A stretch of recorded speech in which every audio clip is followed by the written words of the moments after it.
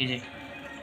कक्षा 10 NCERT math JAC 2023 board model question number 16 में आएगा।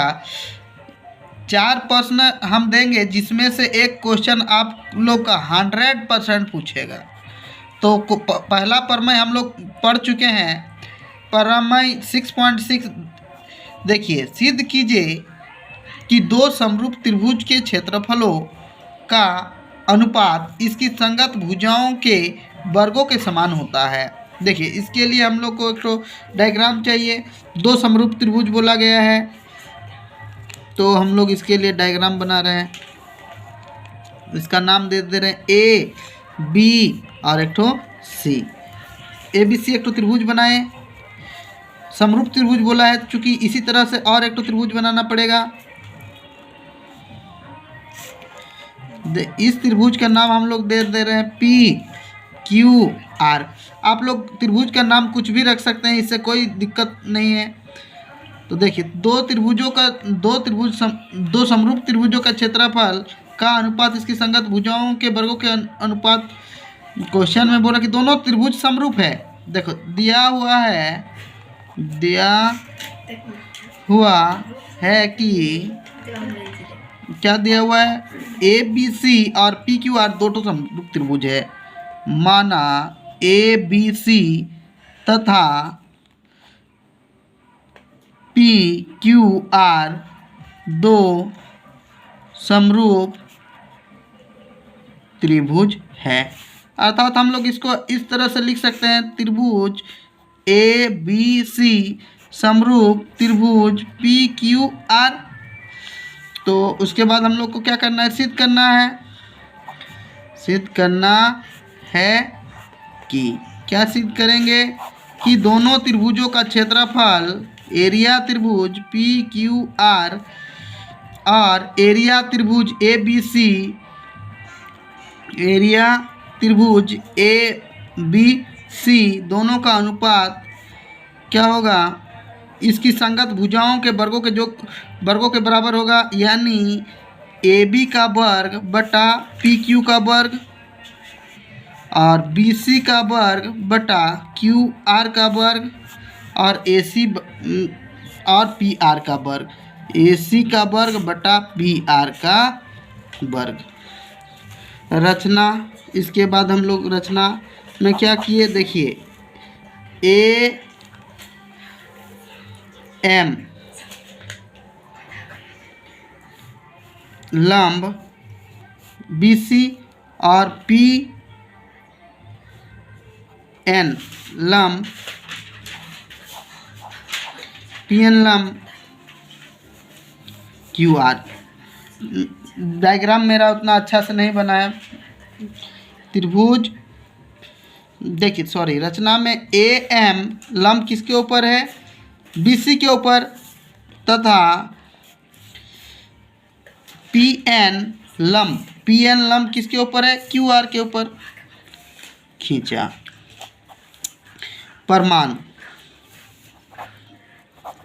देखिए, त्रिभुज ए बी सी, एरिया त्रिभुज ए बी सी में हम लोग जानते हैं कि त्रिभुज के क्षेत्रफल क्या होता है, 1/2 आधार इंटू ऊंचाई। तो हम लोग का आधार है बी सी, त्रिभुज ए बी सी का आधार हो जाएगा बी सी और ऊंचाई हो जाएगा ए एम।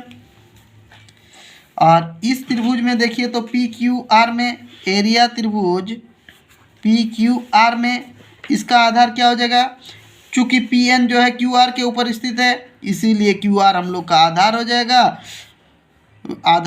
क्यू आर और ऊंचाई हो जाएगा पी एन। तो देखिए, अब दोनों को अनुपात में लिखेंगे। अब एरिया त्रिभुज ए बी सी बटा एरिया त्रिभुज पी क्यू आर, तो इसका क्षेत्रफल हम लोग का आया था 1/2 B C into A M और इसका क्षेत्रफल आया था 1/2 Q R into P N. देखिए, ये दोनों सेम है तो कैंसिल हो जाएगा। तो B C into A M बटा Q R into P N, इसको समीकरण नंबर 1 बोल रहे हैं। देखिए फिर त्रिभुज हम लोग इस छोटा वाला त्रिभुज को ए बी एम और पी क्यू एन के में लेंगे तो क्या होगा, फिर त्रिभुज ए बी एम तथा त्रिभुज पी क्यू एन में डायग्राम बना देते हैं ताकि समझ में अच्छा सा आए। देखिए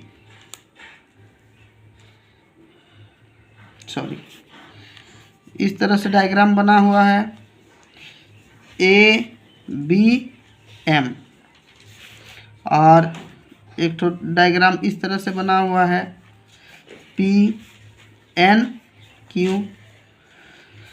तो देखिए ये वाला त्रिभुज ए बी एम और पी क्यू एन में देखिए तो यहाँ पर देखिए डायग्राम में बी कोण जो है क्यू कोण के बराबर होगा। क्यों? क्योंकि बोला गया है त्रिभुज ए बी सी जो है समरूप है पी क्यू आर के। त्रिभुज यानी हम लोग लिख सकते हैं कोण बी बराबर जितना होगा क्यू भी उतना ही होगा, क्योंकि त्रिभुज ए बी सी समरूप त्रिभुज पी क्यू आर ये हम लोग का क्वेश्चन में दिया हुआ है, इसलिए ये वाला बराबर होगा। और देखिए तो यहाँ पर m कोण बराबर n कोण, m कोण जो है n कोण के बराबर है। क्यों? क्योंकि समकोण है, 90 डिग्री है। और देखिए जब त्रिभुज का दो कोण बराबर है, यानी इस त्रिभुज का बी कोण क्यू कोण के बराबर है और m कोण m कोण के बराबर है, तो हम लोग कह सकते हैं ये जो त्रिभुज हुआ हम लोग का ए बी एम, ये हम लोग का समरूप हो गया। क्या हो गया? समरूप हो गया किसके? पी क्यू एन के। किसके अनुसार? त्रिभुज ए समरूपता कसौटी से।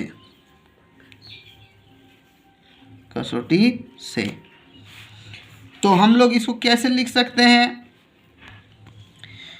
ए एम बटा पी एन बराबर क्या हो जाएगा? देखिए ए बी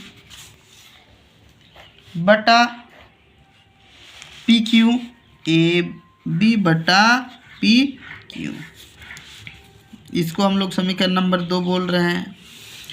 देखिए त्रिभुज हम लोग जानते हैं कि त्रिभुज ए बी सी और पी क्यू आर, त्रिभुज ए बी सी और पी क्यू आर समरूप है। त्रिभुज ए बी सी त्रिभुज पी क्यू आर समरूप है। तो हम लोग इसको इस तरह से लिख सकते हैं ए बी बटा पी क्यू, बी सी बटा क्यू आर और ए सी बटा पी आर। ए बटा क्या लिखेंगे फिर? पी क्यू, बी सी बटा क्यू आर और ए सी बटा पी आर। Equation number 3। देखिए समीकरण नंबर 2 में देखिए तो ए बी कहता है कि ए एम और पी एन के बराबर है।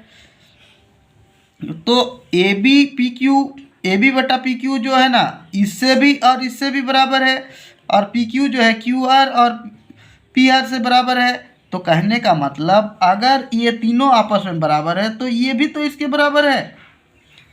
मान लीजिए कि 3 ठो, देखिए ए बी के जगह पर हम लोग क्या लिख सकते हैं? फिर ए एम लिख सकते हैं, और बी सी के जगह पर भी ए एम और ए सी के जगह पर भी ए एम लिख सकते हैं। तो देखिए समीकरण नंबर 1, 2 और 3 से क्या मिलेगा? देखिए एरिया त्रिभुज ए बी सी और एरिया त्रिभुज पी क्यू आर में बी सी के जगह यहाँ पर देखिए तो बी सी और ए एम के जगह पर हम लोग क्या लिख सकते हैं? चूँकि हम लोग बोले थे कि ए बी सी की जगह पर ए एम भी लिख सकते हैं और ए बी भी लिख सकते हैं और ए सी भी लिख सकते हैं। तो ए एम के जगह पर हम लोग यहाँ पर बी सी लिख सकते हैं, और क्यू आर के जगह पर हम लोग पी एन के जगह पर पी क्यू भी लिख सकते हैं, या क्यू आर भी लिख सकते हैं और पी आर भी लिख सकते हैं। तो हम लोग क्यू आर लिखें। यहाँ पर हो जाएगा BC² बटा QR का होल स्क्वायर। इसी प्रकार अगर हम लोग लिखेंगे तो क्या लिख सकते हैं, एरिया त्रिभुज ABC और एरिया त्रिभुज PQR बराबर हम लोग क्या लिख सकते हैं, AB का वर्ग बटा PQ का वर्ग बटा BC का वर्ग बटा QR का वर्ग और AC का वर्ग बटा PR का वर्ग। इसको इस तरह से भी लिख सकते हैं, AB बटा PQ का होल स्क्वायर और BC बटा QR का होल स्क्वायर और AC बटा PR का होल स्क्वायर। Thank you.